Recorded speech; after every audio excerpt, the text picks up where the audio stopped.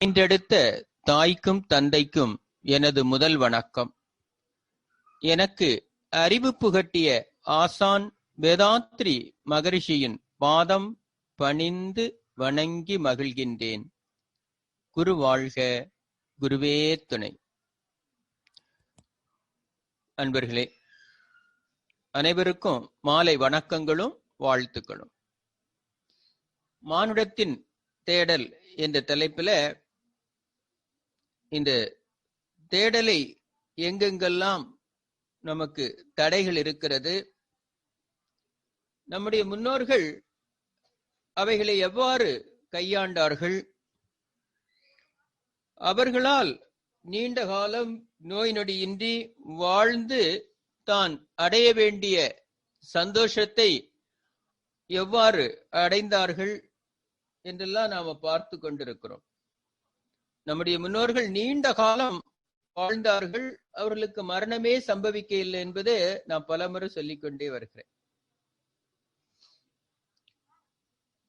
இன்று எனக்கு இந்த தேடலை செய்கிற பொழுது இப்ப அடிக்கடி சமீபத்துல ஒரு குரல் ஓங்கி ஒலித்துக் கொண்டிருக்கிறது, வெள்ளையா இருக்கிறது எல்லாம் சாப்பிடாதுங்க. அதுல அடிக்கடி நான் கேட்கின்ற ஒரு கேள்வி, பாலையும் அவர்கள் சேர்த்து கொள்ளுகிறார்கள். அப்படி நம்முடைய முன்னோர்கள் இதை அமிர்தம் போல உண்டுதானே வாழ்ந்தார்கள். எதற்காக இந்த குரல் எழுகிறது என்ற ஆய்வு எனக்குள்ளே எழுந்தது. அதை பற்றிய சிந்தனைக்குள் ஆழ்ந்த போது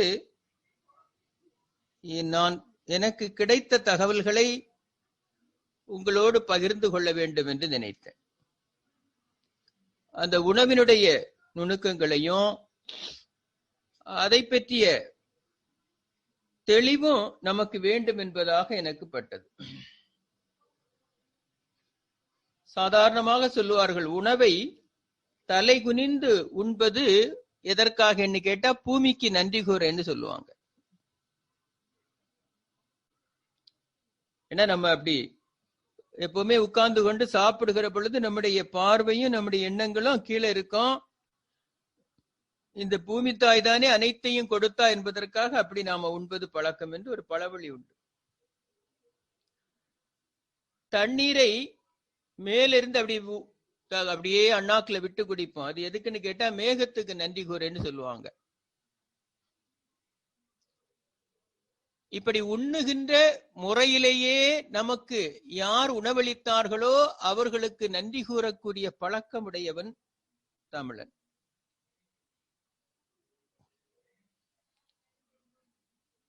அப்ப நம்முடைய வாழ்க்கையில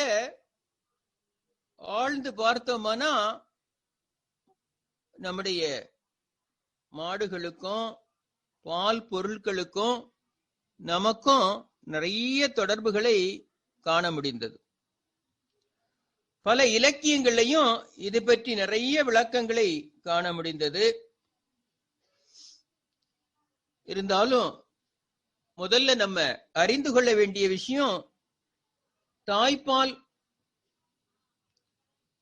இந்த பாலுக்கு ஈடு இணையற்ற உணவு உலகத்தில் யாராலுமே உற்பத்தி செய்ய முடியாது. ஒரு ஜீவன் வருவதற்கு முன்னே வரக்கூடிய ஜீவனுக்கான உற்பத்தியை இயற்கை தொடங்கி விடுகிறது. எந்த வகை ரசாயனங்களை கொண்ட ஒரு ஜீவன் வருகிறது என்று தெரிந்து கொண்டு அதற்கு தகுந்த உணவை அது அந்த ஜீவனை தயாரித்த உடலிலேயே அதே ரசாயனத்துக்கு உகந்த உணவை தயாரித்து விடுகிறது.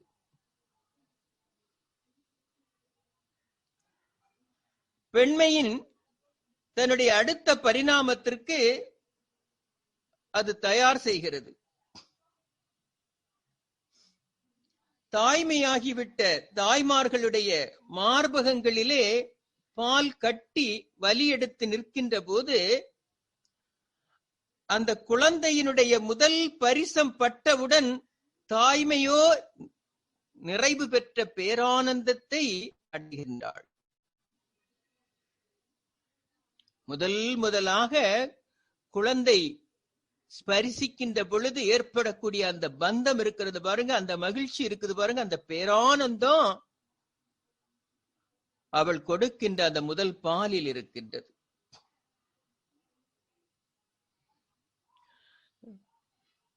முதலாக தாயினுடைய வலியை போக்கி மகிழ்ச்சி அளித்து மகிழுகிறது அந்த குழந்தை.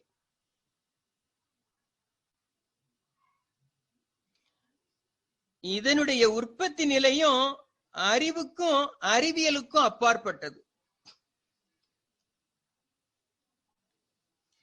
ஒரு குழந்தை வாழ எத்தனை சத்துக்கள் வேண்டுமோ அத்தனை சத்துக்களும் அதற்குள்ளே விஞ்ஞானம் வகுத்து வைத்திருப்பதை பார்க்கலாம், அல்லது இறை ஞானம் வகுத்து வைத்திருப்பதை பார்க்கலாம்.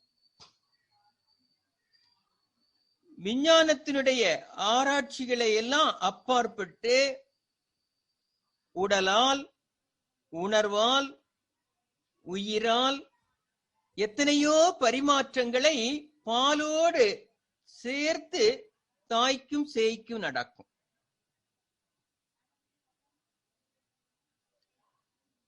இதை உணராதவர்கள், இந்த உண்மையை தெரியாதவர்கள் இந்த உணவை கொடுக்க மறுத்தார்கள். கொடுக்க மறுத்தவர்களை நான் கோழைகள் என்று சொல்லுவேன்.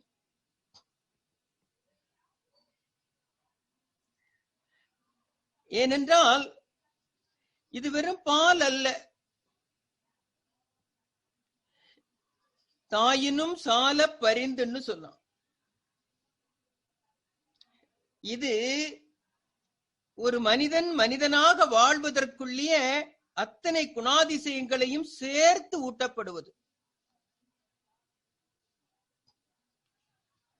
அந்த ஸ்பரிச உணர்வோடு கலந்து கொடுப்பது.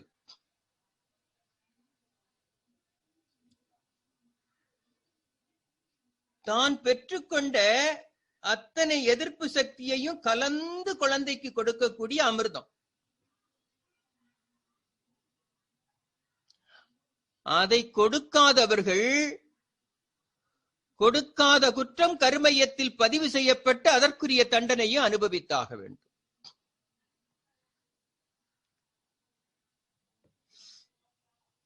மிகவும் நோய் எதிர்ப்பு சக்தி மிகுந்த மருந்தது.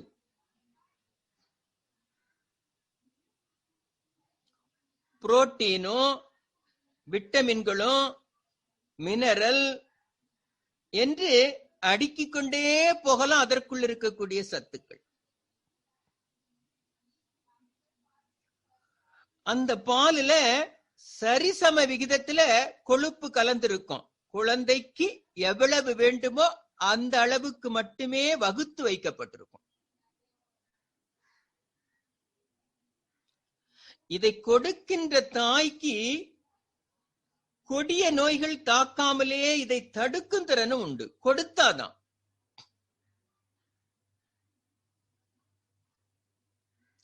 கர்ப்பப்பை தாக்குதல்கள், மார்பக புற்றுநோய்கள், கர்ப்பப்பை கட்டிகள் இதெல்லாம் வராது பாதுகாக்கலாம்.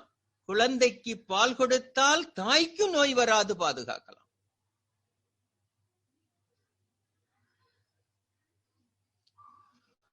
இதை உணராதவர்கள் கொடுக்க தவறுகிறார்கள். இன்று பல பேருடைய வாழ்க்கையில குழந்தைகளினுடைய எதிர்காலத்தை விட மார்பகங்களின் எதிர்காலம் முக்கியத்துவம் அளிக்கப்படுகிறது.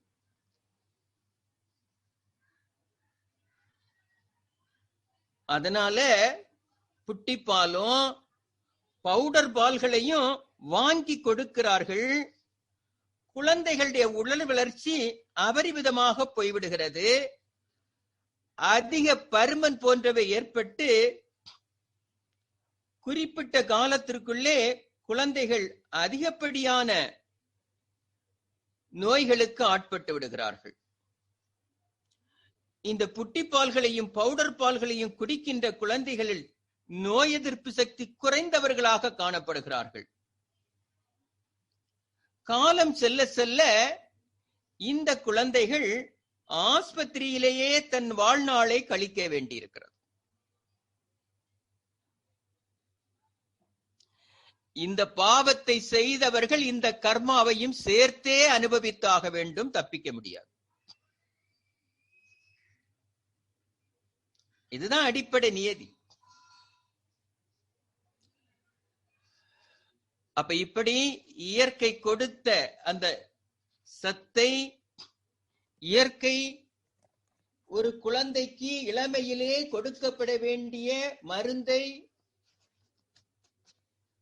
ஒரு குழந்தை சிறு வயதிலே அதற்கு ஊட்ட வேண்டிய நோய் எதிர்ப்பு சக்தியை அல்லது நோய் தடுப்பு மருந்தை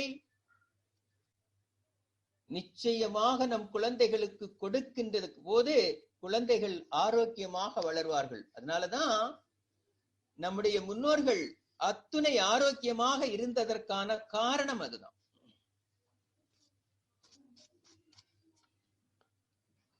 அடுத்தது, சில நேரங்கள்ல வறுமையின் காரணத்தாலோ அல்லது சில தாய்மார்கள் நோயுற்று இருக்கின்ற காரணத்தாலோ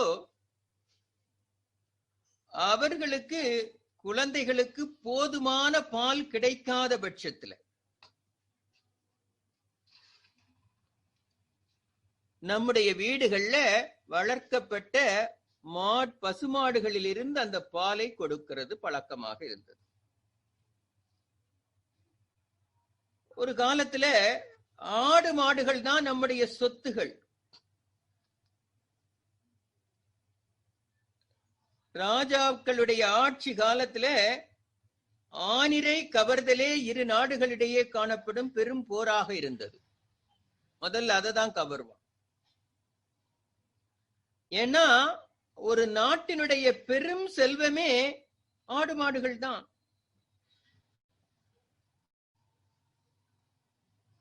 வீடுகள்ல ஒரு குழந்தைகளை போல ஆடு மாடுகளை வளர்த்து வந்தனர். நம்முடைய நிலங்கள்ல விளைகின்ற பயிர்கள்ல வைக்கோல் முதல் பல்வேறு தழைகள் மாடுகளுக்கு உணவாக அளிக்கப்பட்டது.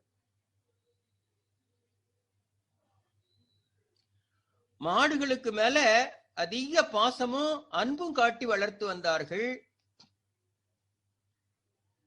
மாடுகளும் உடமைக்காரர்களோடு மிகுந்த அன்பு கொண்டிருந்தது. எனக்கு இப்ப கூட ஞாபகம் இருக்கு, எங்க வீட்டு ரோடுல இருந்து ஒரு 200 அடி தாண்டி இருக்கிறது. 200-300 அடிக்கு தாண்டி இருக்கிறது. ஆனா இந்த ரோட்ல இருந்து எங்க அப்பா அந்த தெருவுக்குள்ள நுழைந்த உடனே அந்த மாடை அப்படி ஒரு குரல் கொடுக்கும், அம்மான்னு ஒரு கத்து கத்தும். நாங்க அடிச்சு பிடிச்சு வெளியே ஓடுவோம். எதுக்கு?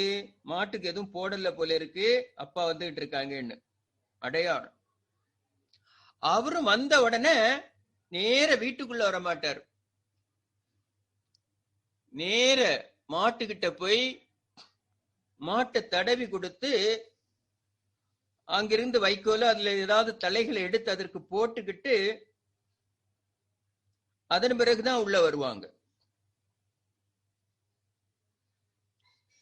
நீங்க வீடுகள்ல இந்த கிராமத்துல எல்லாம் பாத்தீங்கன்னா தெரியும், ஒரு பசுமாடு கன்று போட போகுதுன்னா தன் வீட்டுல ஏதோ பிரசவம் நடக்கிறது போல குடும்பமே ஒத்த குடும்பமும் அதுல உட்கார்ந்து இருக்கும். இரவெல்லாம் உட்கார்ந்து இருப்பாங்க, காத்து கொண்டு இருப்பாங்க. ஒரு வீட்டுல குழந்தை பெற்றெடுக்கிறது போல ஒரு உணர்வு எல்லோருக்குள்ளே இருக்கும். அந்த குழந்தை அந்த கன்றை ஈன்ற பிறகு அதை பார்த்த பிறகுதான் அத்தனை மகிழ்ச்சியோடு நம்ம வீட்டிற்கு ஒரு புதிய வர வந்திருக்கிறது என்பதை உணர்ந்து கொண்டு போய் தூங்குவாங்க. அப்படி ஒரு ஆர்வம், அப்படி இதனோடு அவ்வளவு நெருங்கிய தொடர்பு.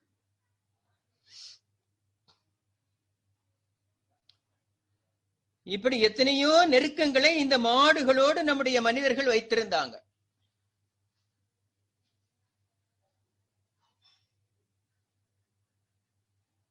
அந்த மாடுகள்ல இருந்து கிடைக்கக்கூடிய உரங்கள்,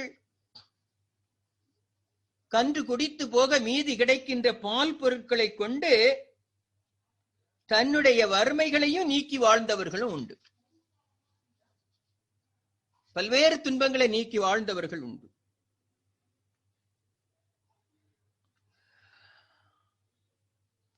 நான் சொன்னேன், நிறைய வறுமையில தாய்ப்பால் வற்றிய குழந்தைகளுக்கு இதுதான் உணவு.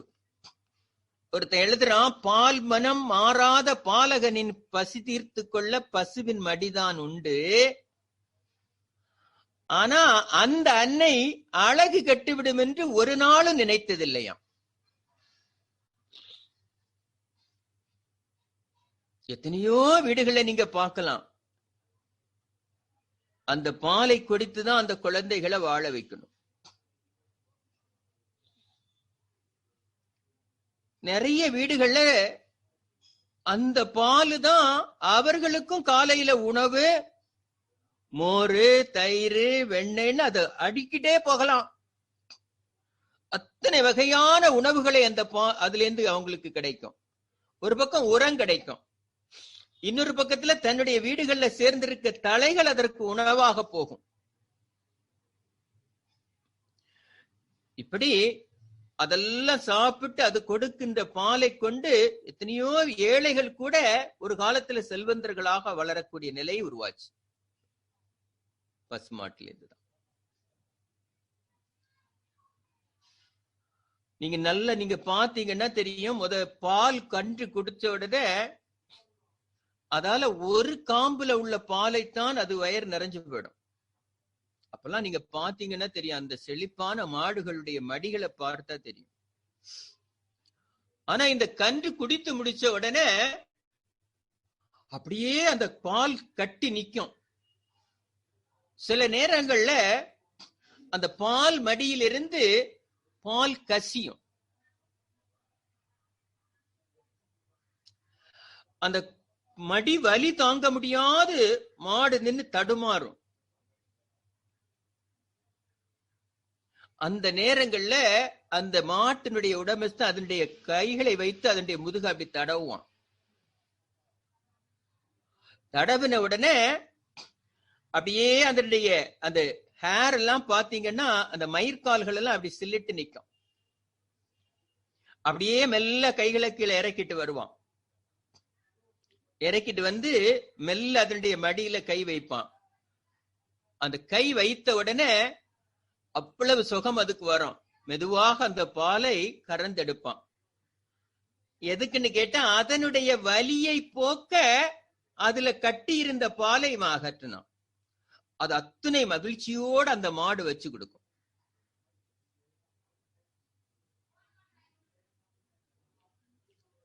அது அப்படியே அந்த பாலை அவன் எடுத்து அதனுடைய வலியை நீக்கின உடனே அதுக்கு அப்படி ஒரு சந்தோஷம். அதுபோல கிடைத்த பாலைத்தான் நம்முடைய முன்னோர்கள் அது மகிழ்ந்து கொடுத்த பாலை மகிழ்ந்து உண்டு வாழ்ந்தார்கள்.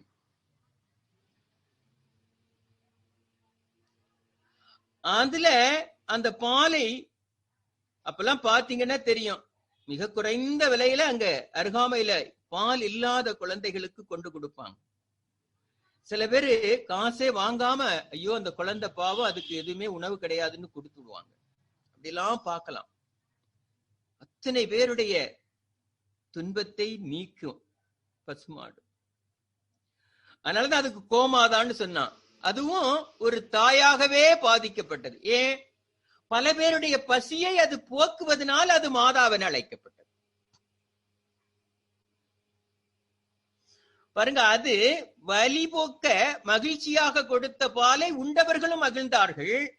அதிலிருந்து கிடைத்த உணவுகளை உண்டவர்களுக்கு அவங்களுடைய வாழ்நாட்கள்ல பல்வேறு ஆயுள் பெருக்கங்களையும் நோய்களற்ற வாழ்வையும் அது கொடுத்து கொண்டிருந்தது.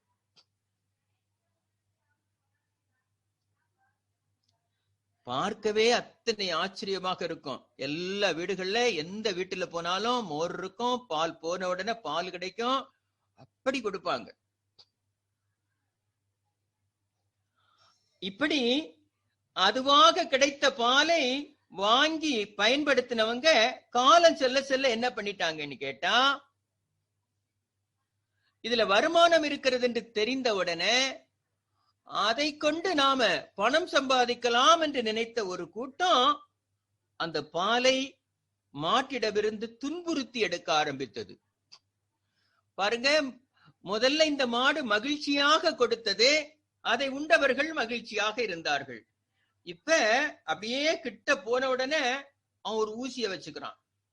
அந்த ஊசிய பார்த்த உடனே அந்த மாடு நடுங்குகிறது. நடுங்கின உடனே அதுக்கு உடல்ல பல்வேறு ரசாயன மாற்றங்கள் ஏற்பட்டு விடுகிறது. இந்த ஊசி செலுத்தப்பட்டு அதனுடைய உதிரம் உறிஞ்சப்படுகிறது. அதனாலதான் இன்றைக்கு அப்படி சொல்லுகிறார்களோ என்ற அச்சமும் எனக்கு எழுகிறது. ஒருவேளை அது கூட ஒரு காரணமாக இருக்கலாம். ஆனா உண்மையிலே இனிமையாக கிடைக்கக்கூடிய அந்த பசும்பாலு ஒரு தாய்ப்பாலுக்கு இணையானது. அதுல நிறைய சோரிக் அமிலம், டயமின், பொட்டாசியம், அமினோ அமிலம், புரதம் மிக குறைவு, லாக்டோஸை லாக்டிக் அமிலமாக மாற்றும் திறன், நார்ச்சத்துக்களை உறிஞ்சக்கூடிய திறன், மனோபஸ்பாலகத்துல ஏற்படக்கூடிய எலும்பு அடர்த்தி குறைவு பிரச்சனைகளை சரி செய்யக்கூடிய திறன், வளரும் குழந்தையின் வளர்ச்சிக்கு மிக மிக உன்னதமானது. இப்படி பல்வேறு பயன்களை இந்த பாலும் கொடுக்கிறது. அத்தனை அற்புதமானது இந்த பால். சிறு குழந்தையிலிருந்து 40, 45, 50 வயது வரை இந்த பால் குடிப்பதற்கு எந்த தடையும் இல்லை, ஆராய்ச்சியாளர்கள் சொல்லுகிறார்கள். ஆனா வயது ஆக ஆக இந்த பாலை ஜீரணிக்கிற திறன் நமக்கு குறைவாக இருக்கிறது. அப்ப அதுல இருக்கிற கொழுப்ப, ஏன்னா நிறைய பேர் நம்ம பாத்தீங்கன்னா இரவுல பால் குடிப்பாங்க. இரவுல பொதுப்படையா நம்ம என்ன சொல்லிக்கொண்டே வருகிறோம்னு கேட்டா, எளிமையாக ஜீரணிக்கிற உணவு தான் உண்ண வேண்டும் என்று. பால் ஜீரணிக்கிறதற்கு சற்று நேரம் எடுத்துக்கொள்ளும். அதை ஜீரணிப்பதற்காக நிறைய பேர் பால் குடிக்கிறவங்களை பாத்தீங்கன்னா தண்ணி பக்கத்துல எடுத்து வச்சுப்பான். என்ன கேட்டா, பால் குடிச்சா அந்த ஜீரணிக்கிறதுக்கு கடுமையான வேலைகள் செய்யறதுனால ட்ரை ஆகும், அவனுக்கு தண்ணி கேட்கும். அதனால கொஞ்சம் வயது ஆக ஆக இரவுல பால் குடிப்பதை குறைத்து கொள்ள வேண்டும், அல்லது கொழுப்பு நீக்கிய பாலை குடிக்கலாம்னு சொல்றான். ஆக பசும்பால் ஒரு அற்புதம். அது மாதா கொடுத்தது. நம்முடைய மாதாவை போல யாருக்கு உணவில்லையோ, யாருக்கு சிரமங்கள் இருக்கிறதோ அவர்களுக்கு இந்த பால் அதி அற்புதமானது என்பதுல மாற்று கருத்தே இல்லை.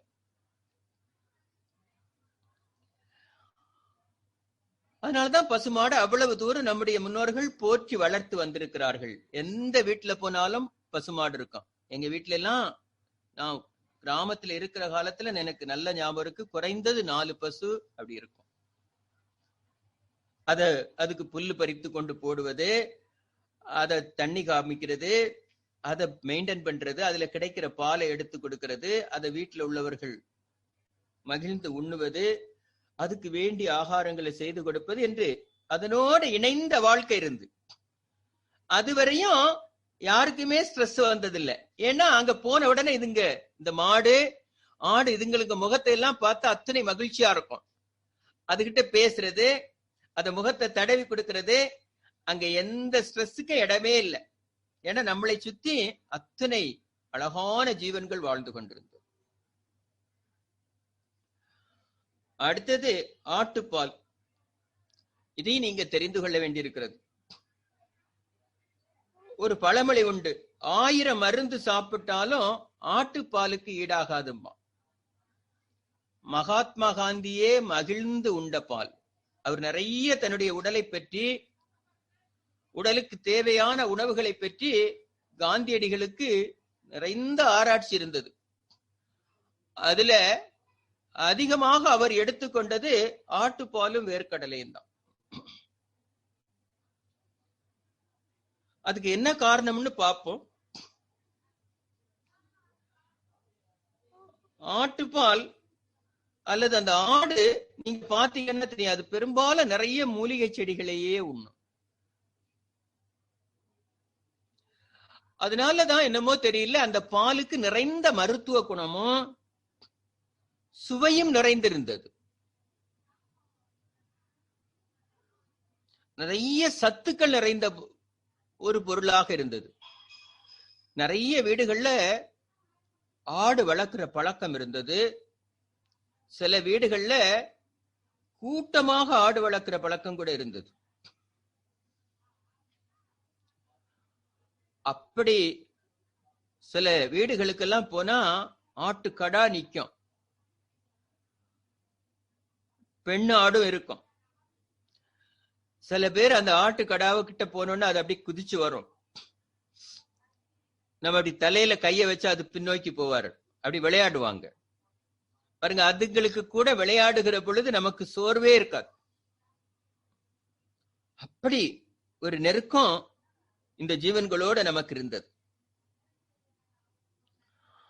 அப்படிப்பட்ட ஜீவன்கள்டேந்து நமக்கு கிடைக்கிறது பொருட்கள் இதெல்லாம். இந்த பால்ல கால்சியம் சத்து, சுண்ணாம்பு சத்து அதிகம், பொட்டாசியம் என்று சொல்லக்கூடிய சத்து அதிகம், அமினோ அமிலங்கள் நிறைந்திருந்தது, எலும்பு பற்களை வலுவாக்கக்கூடிய ஊட்டச்சத்து நிறைந்ததாக காணப்பட்டது. பாஸ்பரஸ், பொட்டாசியம், செலினியம், ஆஸ்ட்ரோபோனிஸ் என்று சொல்லக்கூடிய நிறைந்த நோய் எதிர்ப்பு சக்திகளை கொண்ட பாலாக இருந்தது. பல்வேறு அலர்ஜிகளை போக்கக்கூடிய திறனும் இந்த பாலுக்கு உண்டு. இரத்த அழுத்தம் சீராகவும், ஆட்டுப்பால் உள்ள லிபிக்ஸ் என்ற தன்மை பதட்டத்தை குறைப்பதற்கும் மூளை வளர்ச்சிக்கும் இந்த பால் பயன்படுகிறது. ஆட்டுப்பால் குடிப்பவர்கள் அதிக புத்திசாலியாக இருப்பது உண்டு என்று ஒரு ஆராய்ச்சி சொல்லுகிறது.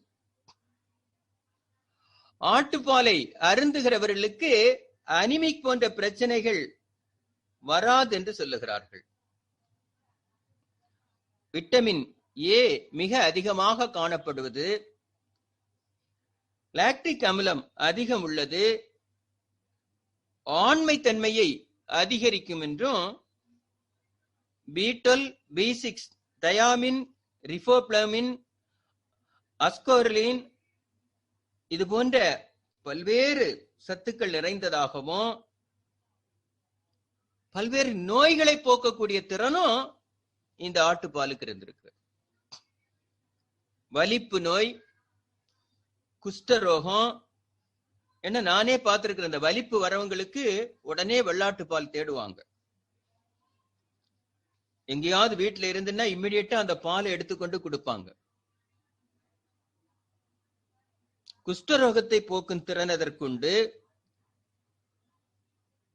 நம்முடைய செல் அலர்ஜி அல்லது புற்றுநோயை தடுக்கிற திறனும் அதற்குண்டு.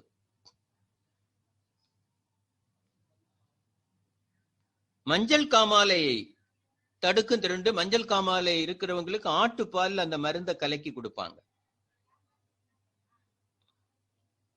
வாதம், பித்தம் போன்ற நோய்களை சரிப்படுத்தக்கூடிய திறன் கூட ஆட்டுப்பாலுக்கு உண்டு.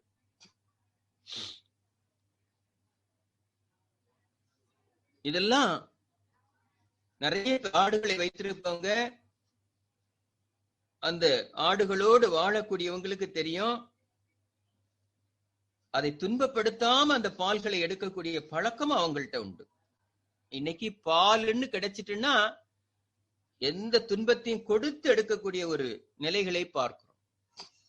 இப்படி நம்மளோட வாழ்ந்த ஜீவன்கள், அதிலிருந்து கிடைக்கின்ற பொருட்கள், அதற்கு நாம் செய்கின்ற உபகாரம், அது நமக்கு செய்கின்ற உபகாரமாக ஒருவருக்கு ஒருவர் வாழ்ந்து அப்படிதான் அந்த காலத்துல வாழ்ந்திருக்காங்க. எந்த வீட்டுல பார்த்தாலும் 2 மாடு, ஆடு நிக்கும். ஒரு மாட்டின் தொழுவு இருக்கும், அதுக்காக கட்டப்பட்டிருக்கும். அதுல கிடைக்கிற உரங்களை கொண்டு நிலத்துல போட்டு அதுல பயிர் விளைவிச்சு அந்த பயிரை மனிதன் உண்டு வந்தான். அந்த பயிர் போக மீதி இருக்கிற தழைகளை மாட்டுக்கு கொடுத்தான். எத்தனையோ நெருக்கமான உறவு அதனோடு வாழ்ந்திருக்கிறோம். அடுத்தது நமக்கு தெரிந்த அடுத்தது பால் எருமை பால். இந்த பாலும் நிறைய மருத்துவ குணங்கள் நிறைந்தது. ஆனா சில பேர் எருமை பால் குடிக்க மாட்டாங்க. ஏன்னு கேட்டா இந்த பால் அடர்த்தி மிக்கது, ஜீரணமாவதற்கு சற்று காலம் பிடிக்கும். சில பேருக்கு வயிற்றுல அது ஜீரண சக்தி ஜீரணிக்க முடியாத தன்மையை ஏற்படுத்தும். அதனால அதை அதிகம் பயன்படுத்த மாட்டாங்க. ஆனா இந்த டீ கடைக்காரங்கெல்லாம் அதை தான் அதிகம் பயன்படுத்துவாங்க. ஏன்னா அந்த பால் திக்கா இருக்கிறதுனால அவங்களுக்கு நிறைய தண்ணி சேர்த்துக்கலாம் ஒரு பக்கம், இன்னொரு பக்கம் அது கொஞ்சம் சுவையாகவும் இருக்கும். இதெல்லாம் நீங்க பார்க்க முடியும். அதனால நம்முடைய நாட்டுல நிறைய இடத்துல நம்ம எருமை மாடு வளர்க்கிற பழக்கம் இருந்தது. ஆண்டாள் பாசுரத்துல கூட ஆண்டாள் தன்னுடைய தோழியை சொல்லுகிற பொழுது சொல்லுவா, எருமை கூட்டங்களின் பாலானது வெள்ளமாகி பெருகிய வீட்டினை உடையவளின் தங்கையே என தன் தோழி அழைப்பா. அப்படியே எருமை மாட்டு பாலு அப்படி அவங்க கறந்து வச்சிருப்பாங்க போல இருக்கு. பால் பெருகி இருக்கக்கூடிய வீட்டினுடைய அவங்க பால் எடுத்து வச்சிருப்பாரு போல அவங்க அண்ணன், அவருடைய தங்கையாகிய தோழி அப்படின்னு சொல்லி அழைக்கின்ற ஒரு பாசுரத்தை கூட பார்க்க முடியும். இது மட்டும் இல்லாம பல்வேறு இலக்கிய நூல்கள்ல இந்த பால் அல்லது மாடை பற்றி நிறைய விளக்கங்கள் இருக்கு. அதுக்குள்ள எல்லாம் போக முடியாதனால நான் குறைவாக எடுத்துக்கொண்டேன். அப்போது எருமை பால் பயன்படுத்துறவங்க நிறைய நம்முடைய தெற்காசியாவில, சைனாவில, இந்தோனேஷியாவில, பாகிஸ்தான் போன்ற நாடுகள்ல அதிகமாக எருமை மாடு வளர்ப்பதற்கான சான்றுகளும் இருக்கிறது. ஏன்னா எருமைப்பால் அதிக கொழுப்பு சத்து மிகுந்தது. ஆனா கொலஸ்ட்ரால், சோடியத்தினுடைய அளவு மிக குறைவாக இருக்கிறதுன்னு சொல்றோம்.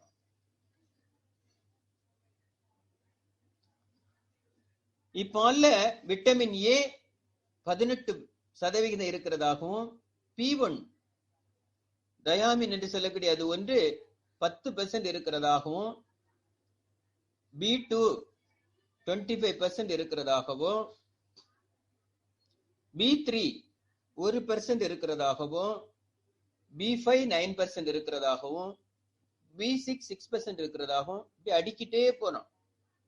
Calcium, iron, magnesium, phosphorus, potassium, துத்தநாகம், செம்பு, இப்படி நாம எத்தனை சத்துக்கள் உண்டோ அத்தனை சத்துக்களும் நிறைந்ததாக கணக்கிடப்படுகிறது. அவ்வளவு அற்புதமானது, அவ்வளவு சத்துக்கள் நிறைந்த பாலாக எருமை பால் கணக்கிடும். அதனாலதான் நிறைய வீடுகள்ல நீங்க பாத்தீங்கன்னா நிறைய பால் இந்த மாடுகளுடைய பண்ணை வச்சிருப்பாங்க, மாட்டு பண்ணை.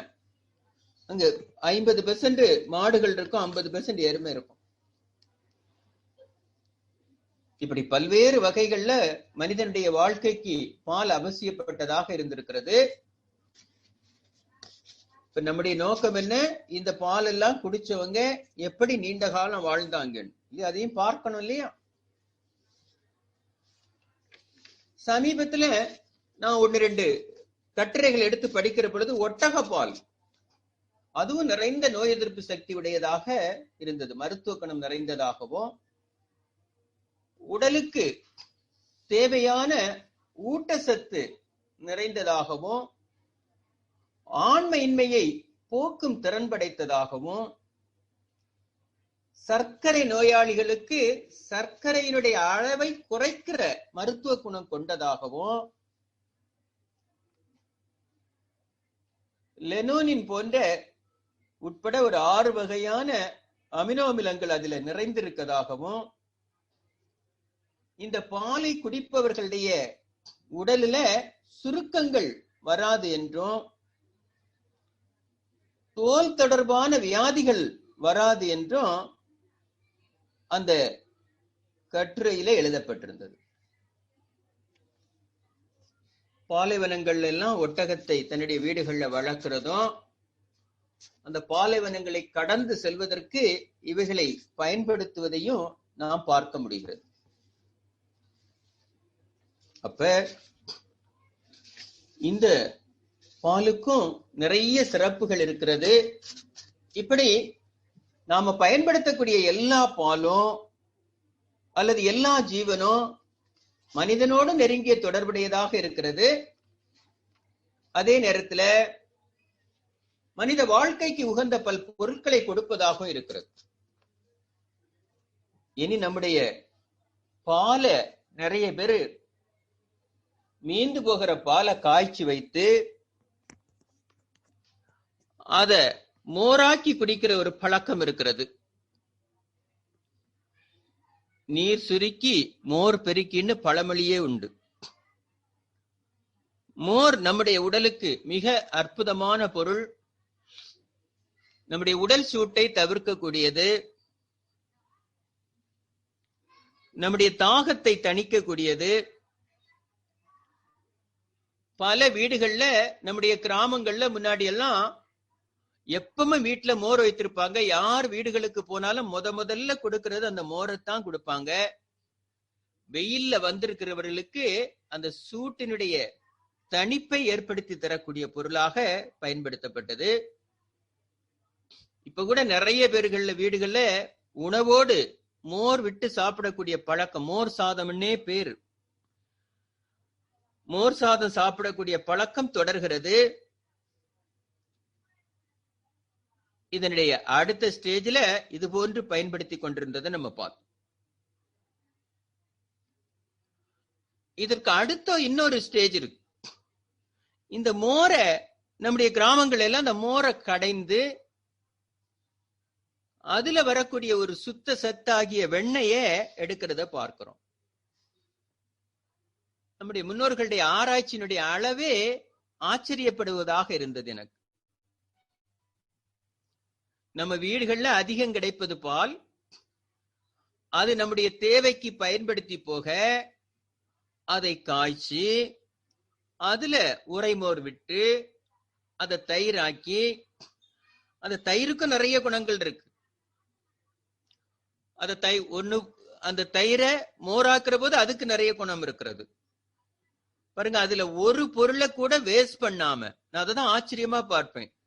அதை காய்ச்சி வச்சுக்கிட்டான், தயிர் ஆக்குனா, தயிர் சாதம், தயிரை போட்டு சாப்பிடுறது. தயிர்ல நிறைய லாக்டிக் இதெல்லாம் மாற்றம் பெறுகிற பொழுது அது நம்முடைய உடலுக்கு பல்வேறு சிறப்புகளை தருவதெல்லாம் நான் பார்க்க முடியும். அந்த கட்டுரைக்காக எடுத்து படிக்கின்ற பொழுது எத்தனையோ அற்புதங்கள் அதுக்குள்ள படிச்சு. அப்புறம் மோராக வருகிற பொழுது, அதை விட சிறப்பு அடுத்தது வெண்ணையாக வருகிற பொழுது எவ்வளவு ஆய்வு! அதுல இருக்கக்கூடிய அந்த எக்காரணம் கொண்டும் அந்த பொருள் அதனுடைய வேல்யூவை தெரிந்தவர்கள் அதை தன்னுடைய வாழ்க்கையில பயன்படுத்தணுங்கிறதுக்காக அதை கடைந்து வெண்ணெயாக்கினாங்க. பாலில் உள்ள வெண்ணெய் கிட்டத்தட்ட பாலில் இருக்கிற சத்துக்கள் அத்தனை அதுக்குள்ள இருக்கு. ஏன்னா அது பாலில் இருந்தானே எடுக்கப்படுகிறது.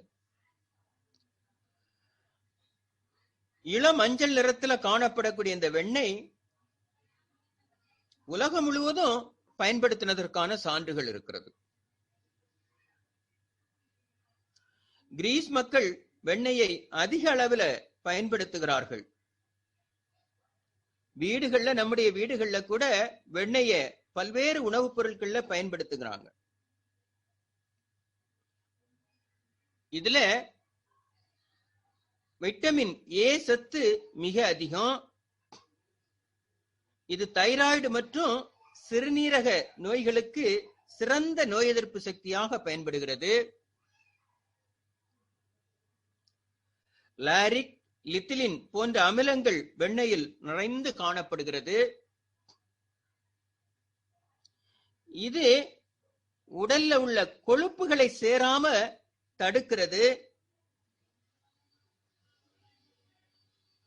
விரைவாக உணவு செரிக்க செய்கிறது.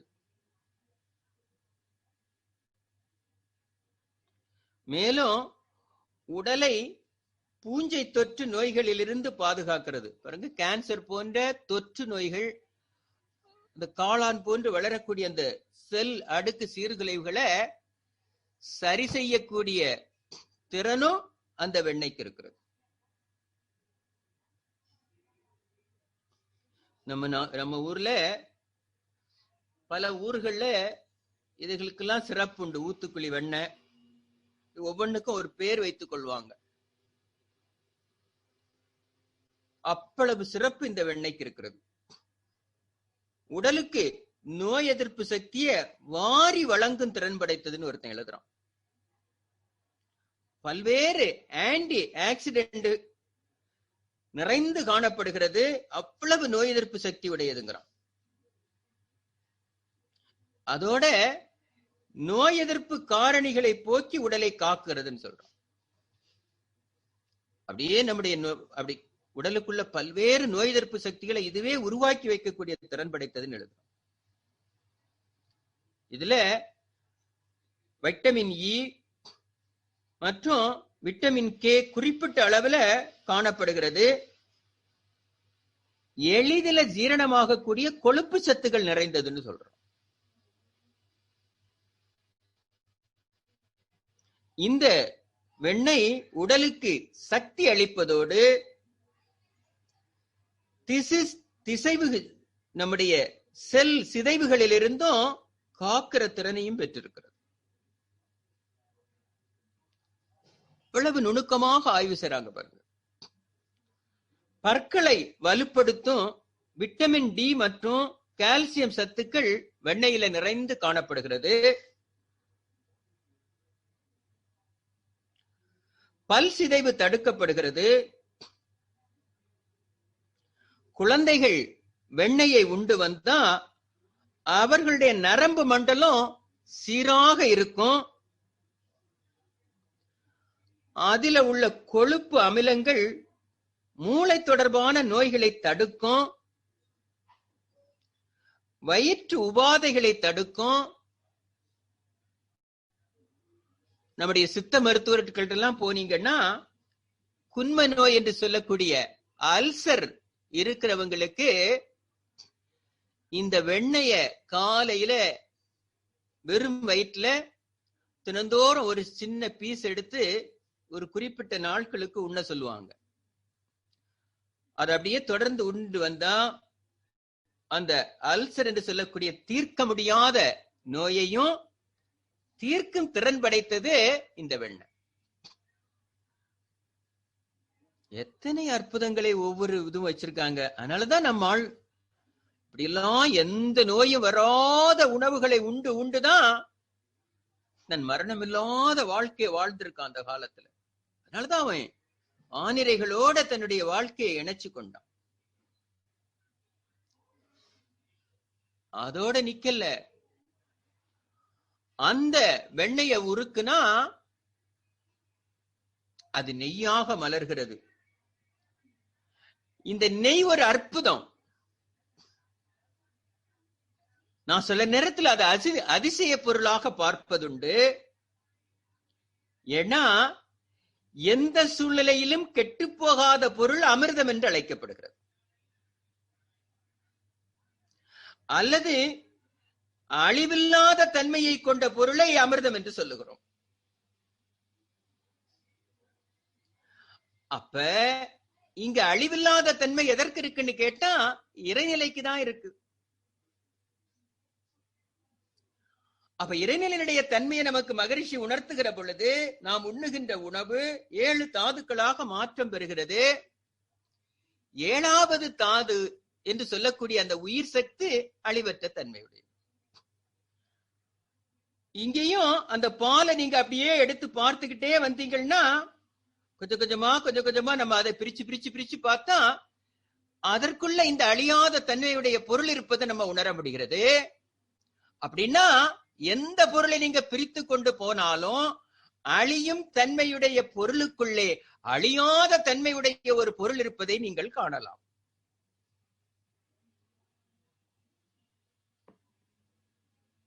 ஏன்னா இந்த பாலை கூட நீங்க இந்த எடுத்து பார்த்தீங்கன்னா தெரியும். பாலுக்குள்ள முதல்ல பச்சை பால், அந்த பால் அப்புறம் 2வது தன்மை காய்த்து வைத்திருப்பாங்க. அடுத்தது நீங்க பாத்தீங்கன்னா உரைபோர் ஊத்தி வச்சிருப்பாங்க. அடுத்த ஸ்டேஜ் கலந்தும் கலவாததாக. 4வது நிலையை பாத்தீங்கன்னா அது தயிராக மாறி இருக்கும். 5வது நிலை மோராக மாறி இருக்கும். 6வது நிலை வெண்ணெயாக மாறி இருக்கும். 7வது நிலை நெய்யாக மாறி இருக்கும். அப்படி ஒன்றொன்று பொருளுக்குள்ளேயும்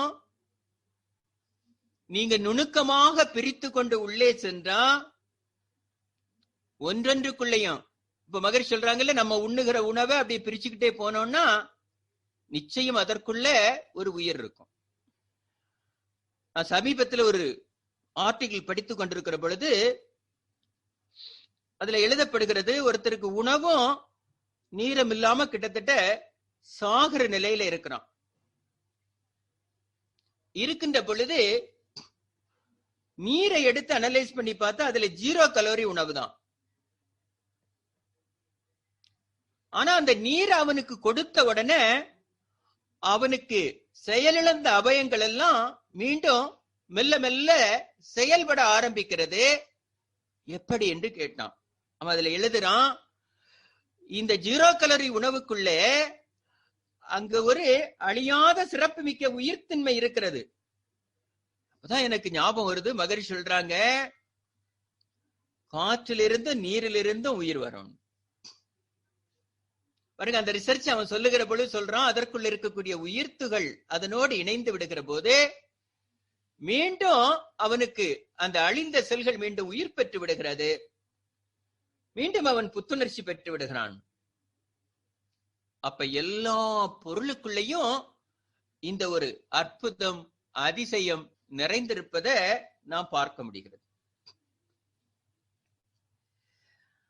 அப்படி எவ்வளவு அற்புதம் இதற்குள்ள நிகழ்ந்திருக்கு பாருங்க. நெய்யை நம்முடைய வீடுகள்ல பல்வேறு இடங்கள்ல பயன்படுத்துகிறார்கள்.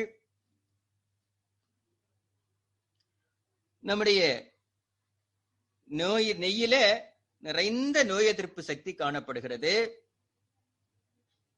என்ன எல்லா வீடுகள்லயும் நீங்க பாத்தீங்கன்னா நெய் விட்டா பெரிய பெரிய யாகங்கள் கூட நெய் ஊத்தி தான் நிறைவு செய்வாங்க. நெய் ஊத்தாதையாக நிறைவு வராதுன்னு சொல்லுவாங்க. அதே போல நம்ம வீடுகள்ல பெரிய கல்யாண வீடுகளுக்கெல்லாம் போயாச்சுன்னா, அல்லது நம்ம வீடுகள்ல பருப்பு சாதம் தான் முதல்ல கொடுப்பாங்க. அந்த பருப்புல கொஞ்சம் நெய் ஊத்துவாங்க. எடுத்த உடனே பாருங்க, அந்த நோயை எதிர்க்கக்கூடிய திறன் படைத்த பொருளை கொடுத்துதான் அடுத்த உணவையே கொடுப்பான். ஏன் அப்படி கொடுத்தாங்கன்னு நான் நிறைய முறை யோசித்தது உண்டு. இந்த நோய்க்கு வைரஸ்களை அழிக்கக்கூடிய திறன் அதிகம். நோய் எதிர்ப்பு சக்தி அதிகம், வைரஸ் தொற்றுகளை அழிக்கும் திறன் அதிகம். இதயம், கல்லீரல் போன்றவை சிறப்பாக செயல்படக்கூடிய அல்லது செயல்படுத்த வைக்கக்கூடிய அற்புதமான பொருட்கள் அதற்குள்ள நிறைந்திருக்கு. எலும்புகளை வலிமைப்படுத்தக்கூடிய திறன் அந்த நெய்க்குண்டு. நம்ம சொல்லுவோமே அடிக்கடி, இப்ப எல்லாம் சொல்றாங்க இல்லையா, 2 கொழுப்பு இருக்குன்னு. அதுல அந்த நல்ல கொழுப்பை அதிகமாக பெற்ற பொருள், நல்ல கொழுப்பை அதிகமாக கொண்ட பொருள் இந்த நெய். அடுத்தது, அடிக்கடி நமக்கு செரிமான பிரச்சனைகள் வரும். இந்த செரிமானத்திற்கு எளிமையாக செரிமானம் செய்வதற்கு இந்த நெய் உகந்த பொருளாக இருக்கிறது. நம்முடைய மூட்டுகள் எல்லாம் ஒரு குறிப்பிட்ட ஏஜ் வந்தோடனே நீங்க பாத்தீங்கன்னா தெரியும். நம்முடைய தாத்தனும் பாட்டனும் தெம்பா 100 வயசு வரையும் நடந்து தெரியுவான். நமக்கு 50லயே மூட்டு வலி, லடக் படக்குன்னு சவுண்டு கேக்குது. ஆனா இந்த நெய்ய உண்டு வருகிறவர்களுக்கு அந்த மூட்டு லூப்ரிகண்ட் ஆயில் போல செயல்படுமா. ஏன்னா நாம இப்ப அதெல்லாம் கொழுப்புன்னு சொல்லி நம்மளை யாரோ சொல்லி எடுத்து நம்ம என்ன செய்வதில்லை, சாப்பிடுவதில்லைன்னு வச்சுக்கிடுங்களா. அப்புறம் நிறைய பேர் சொல்லுவான், நம்ம உடம்புக்கு நம்முடைய புரட்சி தலைவர் எல்லாம் தங்க பஸ்பம் சாப்பிட்டார் அப்படி எல்லாம் சொல்லுவான். ஆனா இந்த தங்கத்தின் தன்மை இந்த நெய்யில ரொம்ப ரொம்ப அதிகம். கிட்டத்தட்ட அந்த நெய்யை பார்க்கிற போது கூட அந்த ஒரு லுக் இருக்கிறத நான் பார்த்திருக்கிறேன். அடுத்தது, நம்முடைய நிறைய பேருக்கு இன்னைக்கு இம்பார்ட்டன்சி, ஆண்மை குறைவு, உயிர் துகள்களின் எண்ணிக்கை குறைவு, இதனால குழந்தையின்மை அதிகரித்து கொண்டே போகக்கூடிய ஒரு நிலை. நான் அப்படி ரிவர்ஸ்ல போய் பாக்குறேன். அந்த காலத்துல எல்லாம் நானே சொன்னேன், இப்ப நான் 11ல் 1, 10 பிள்ளை 8 பிள்ளை 10 பிள்ளை சர்வசாதாரணமா பெத்துக்கிட்டாங்க. அவங்களுக்கெல்லாம் அதெல்லாம் வந்ததே இல்லை. ஏன்னு கேட்டா, அவர்கள் வெண்ணெய், நெய், தயிர், பால் போன்ற உணவுகளை அதிகம் உண்டு வாழ்ந்திருக்கிறார்கள். அவர்களுக்கு இந்த ஆண்மை குறைவு ஏற்பட்டதே இல்லை. இந்த நெய்ய தொடர்ந்து சாப்பிடுகிறவர்களுடைய குரல் வளம் சிறப்பாக இருக்கும். உடல் உறுப்புகளை சுத்தப்படுத்தி தரும், கழிவுகளை நீக்கி. குடல் புண்ணை ஆற்றும். என்னன்னா, இந்த 2 விஷயத்தையும் நான் என்னுடைய வாழ்க்கையில பார்த்தேன். நான் ஒவ்வொரு வருஷமும் மௌனம் இருக்கிற காலகட்டத்துல இந்த 2 பிரச்சனைகள் எனக்கு ஏற்படுவது உண்டு. அப்ப இந்த ஆண்டு என்கிட்ட படித்த ஒரு குழந்தை, இந்த உணவை நீங்க கொஞ்சம் சிறுதானியங்களும் இந்த நெய்யும் கொண்டு கொடுத்து தினந்தோறும் உங்க சாப்பாட்டுல ஒரு பிடி நெய் சாதம் சாப்பிடுங்க, உங்களுக்கு அந்த புண் வராது, உங்களுடைய தவத்திற்கு இன்னும் பயனுள்ளதாக இருக்கும்னு சொல்லி கொடுக்க, நான் அதை இந்த வருஷம் சாப்பிட்ட போது அந்த துன்பத்திலிருந்து நான் விடுபட்டதை நானே உணர்ந்தேன். அடுத்த சில உடல் சூடு போகும், கண்டிப்பா போகும். கண் ஒளி பெருகும். இது அமிர்தம் தானே. நம்ம உடம்புக்கு வேற எந்த நோய்களின் தாக்கமும் ஏற்படுத்தாத அளவுக்கு நோய் எதிர்ப்பு சக்தி அதிகப்படுத்தக்கூடிய ஆன்டி ஆக்சிடென்ட் அதிகம். இப்படி அடுக்கிக் கொண்டே போகலாம். இவ்வளவு சிறப்பு மிக்க இந்த உணவுகளை காலத்தால் இந்த குரல் ஒலித்துக் கொண்டே இருப்பதற்கு என்ன காரணம் என்று எனக்கு தெரியல. ஒருவேளை இன்றைய காலகட்டத்துல அந்த ஜீவராசிகளை துன்புறுத்தி எடுப்பதனால அது வேண்டாம் என்று சில பேர் சொல்லி இருக்கலாம். அடிப்படையில இந்த உணவுகள் சிறப்பு மிக்கது. ஆனா இன்னைக்கு கிடைக்கிற பால் எல்லாம் அப்படித்தானா அப்படின்னு கேட்டா இல்ல. இப்ப வர்றது பால் தானாங்கிறதே கொஸ்டின் மார்க் தான். ஏன்னா நான் நிறைய தடவை நினைச்சு பார்ப்பேன், மக்கள் தொகை அதிகரித்து கொண்டே வந்தது, மாடுகள் குறைந்து கொண்டே வருகிறது, ஆனா எல்லாருக்கும் பால் மட்டும் கிடைக்குது. அப்ப நாம் ஒரு சில கட்டுரைகள் எடுத்து படிக்கிற பொழுது அதுல சில பால்கள் செயற்கை பால்களை கலப்பதாக அதுல எழுதியிருக்காங்க. 50, 30, 20 அப்படின்னு போட்டிருந்தான். அது என்ன கணக்குன்னு எனக்கு தெரியாது. அப்படிதான் இப்ப உள்ள பால் உங்களுக்கு மேனேஜ் பண்ணப்படுகிறது. முழுமையாக பால் கிடைப்பதில்லை, நீங்க குடிப்பது பால் தானான்னு தெரியாது. இது தவிர அதனால இப்ப நிறைய இயற்கை மருத்துவர்கள் என்ன சொல்றாங்கன்னா, நம்ம இதுக்குள்ள போக வேண்டியதில்லை, நமக்கு வேண்டிய பால் நம்ம தயாரித்துக் கொள்ளலாம். சோயா பால், பருத்தி பால், அப்புறம் இது மாதிரி நிறைய பால் நம்ம தயாரித்துக் கொள்ள முடியும் நம்ம தேவைக்கு அப்படின்னு சொல்றாங்க. ஏன்னா இந்த பால் பொருள்கள் கலப்படம் மிகுந்ததுனால, ஒருவேளை இந்த பால்களை குடிப்பதனால நமக்கு ஏதேனும் உபாதைகளோ அல்லது வேற எதுவும் ஏற்படலாம்.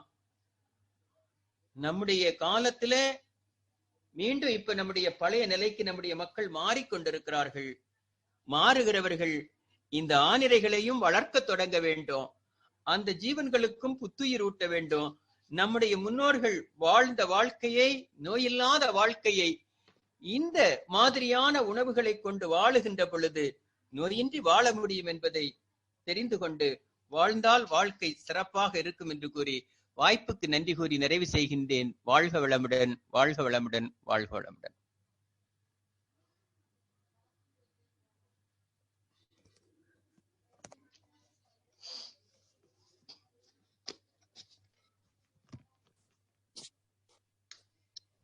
வாழ்க வையகம், வாழ்க வையகம், வாழ்க வளமுடன். ஐயா அவர்கள் தங்களுக்கே உரிய பாணியிலே பால் என்கின்ற ஒரு 2 எழுத்தில் வள்ளுவர் முப்பால் கொடுத்தது போல பல்வேறு விளக்கங்கள் தாய்ப்பாலிலே ஆரம்பித்து